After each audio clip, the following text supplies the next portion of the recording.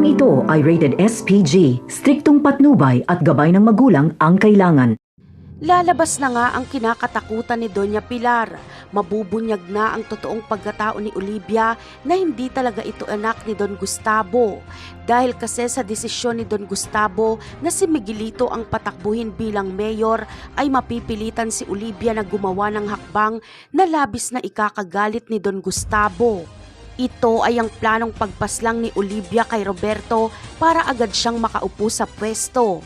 Dito ay mapipigilan ni Oliviang makatakbo si Miguelito at siya ang mananatiling mayora ng Maynila para matupad ang kanyang ambisyon.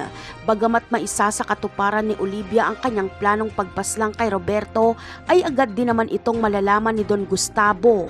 Kaya pagbabayarin ngayon ni Don Gustavo si Olivia at ipapapaslang niya rin ito. Bagamat masakit para kay Pilar ang ginawa ni Olivia kay Roberto, ay hindi niya naman matatanggap na dalawang anak niya na ang mawawala sa kanya. Kaya dito na nga aaminin ni Pilar kay Don Julio na meron nga silang anak at ito nga ay si Olivia. Kailangan itong gawin ni Doña Pilar para maprotektahan ni Don Julio ang anak nilang si Olivia laban sa banta sa pagpapapaslang ni Don Gustavo dito. Bagamat hindi agad dito maniniwala si Don Julio, ngunit malakas ang pakiramdam niyang hindi maglalakas loob si Pilar na aminin ang lahat ng ito sa kanya kung wala itong katotohanan.